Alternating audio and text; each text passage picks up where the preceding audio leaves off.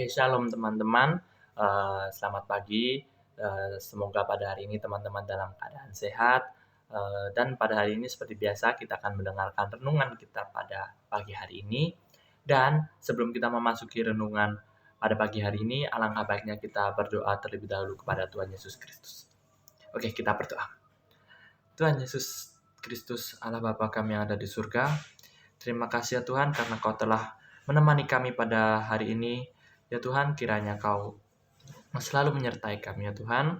Dan sebentar lagi kami akan mendengarkan firman Tuhan pada hari ini ya Tuhan. Kiranya Kau dapat memberikan pemahaman dan juga menemani kami pada firman Tuhan kali ini dari awal, pertengahan, hingga akhir ya Tuhan. Dan juga kiranya firman Tuhan pada pagi hari ini dapat mengubahkan hidup kami ya Tuhan. Dan dapat mengetahui apa ya dari isi firman Tuhan kali ini ya Tuhan. Inilah doa kami ya Tuhan. Sebentar lagi kami akan mendengarkan firman-Mu. Dalam nama Tuhan Yesus, kami telah berdoa dan bersyukur. Haleluya. Amin. Oke teman-teman. Mungkin sebelum kita memasuki ayat Alkitab kita pada pagi ini, mungkin teman-teman sempat berpikir di benak pikiran gitu, mengapa sih kita hidup di dalam dunia ini gitu, dan kenapa kita itu hidup sebagai orang Kristen gitu, dan apa sih tujuan orang Kristen di dalam dunia ini menurut Tuhan gitu. Nah, mungkin teman-teman mungkin pernah terpikirkan gitu, terus masih bingung kenapa sih kita itu harus hidup, terus apa tujuan kita di dalam dunia ini gitu. Nah, mungkin teman-teman dapat mendapatkan jawaban tersebut mungkin dari bukan mungkin sih, pasti dari Alkitab ini, karena Alkitablah yang menuliskan tujuan hidup kita sebagai orang Kristen. Baik, jadi untuk menjawab pertanyaan tersebut, kita akan membuka Alkitab kita pada Perjanjian Baru di Injil Matius pasal yang ke-28 ayat yang ke-18 sampai yang ke-20. Mari kita baca sama-sama. Yesus mendekati mereka dan berkata, "Kepadaku telah diberikan segala kuasa di sorga dan di bumi. Karena itu, pergilah jadikanlah semua bangsa muridku dan baptislah mereka dalam nama Bapa dan Anak dan Roh Kudus. Dan ajarlah mereka melakukan segala sesuatu yang telah kuperintahkan kepadamu, dan ketahuilah, aku menyertai kamu senantiasa sampai pada akhir zaman." Oke, mungkin ayat ini mungkin sering kita dengar dari orang terdekat, di sekolah, ataupun dari gereja gitu. Jadi ayat ini memiliki makna yang dalam teman-teman tentang tugas kita sebagai orang Kristen. Yaitu apa? Seperti yang tertuliskan pada ayat yang ke-19 dan sampai 20 itu, kita tuh disuruh oleh Tuhan yang pada ayat yang ke-18, yaitu Yesus mendekati mereka dan berkata kepadaku telah diberikan segala kuasa di surga dan di bumi. Nah, Tuhan tuh berkata teman-teman bahwasanya tugas kita sebagai orang Kristen di dunia ini yaitu untuk menginjili gitu. Jadi kita sebagai orang Kristen itu haruslah mungkin kita dapat memberitakan Injil kepada orang-orang di luar sana, dan juga mungkin kita seperti yang tertuliskan pada ayat yang ke-19 yang pertama itu, karena itu pergilah jadikanlah semua bangsa muridku dan baptislah mereka dalam nama Bapa dan Anak dan Roh Kudus. Jadi kita seperti sebagai orang Kristen kan kita juga memiliki hak dan kewajiban, dan itu mungkin suatu hal yang sangat penting dan harus dilakukan oleh Kristen, yaitu kita haruslah dibaptis sebagai bentuk bahwa kita itu adalah sudah kudus gitu.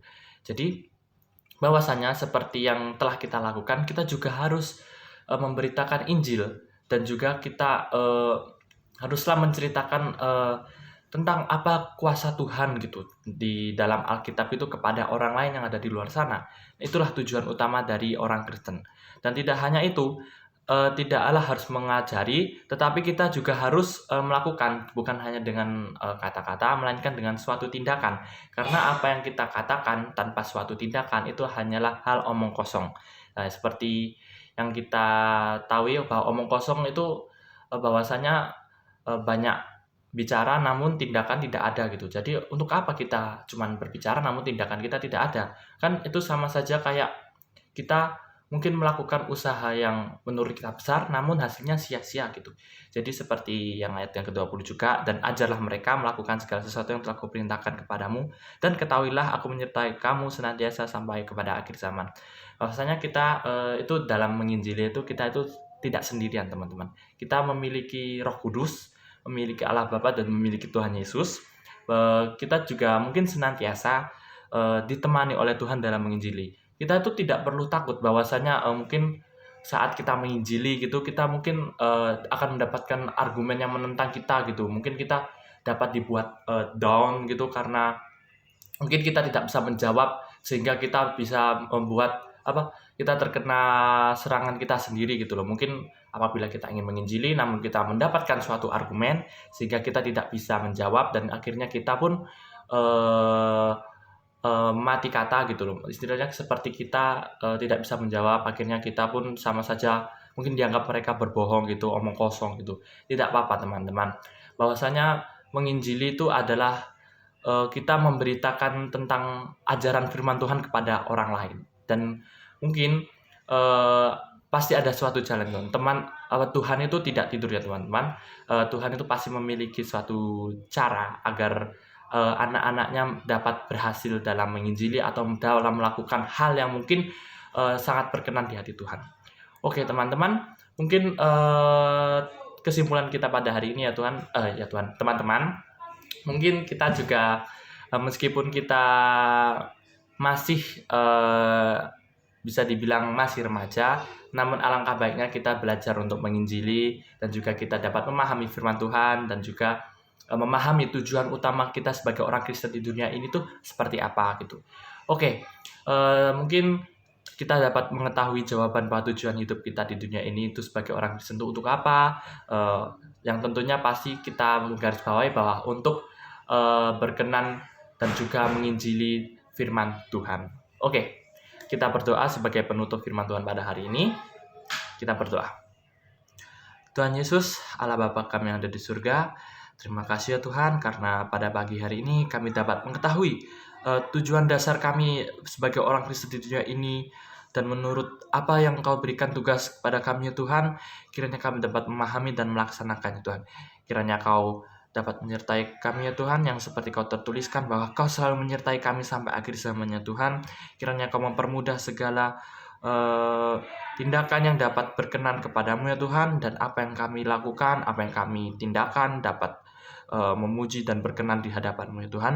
Kiranya Kau memberikan jalannya Tuhan, kiranya Kau memberikan sesuatu yang baru kepada kami ya Tuhan dalam menginjili ya Tuhan.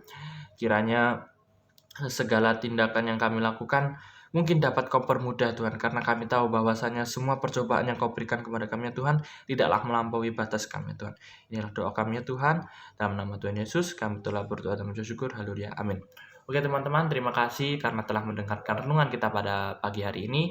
Saya ucapkan terima kasih, shalom dan selamat beraktivitas.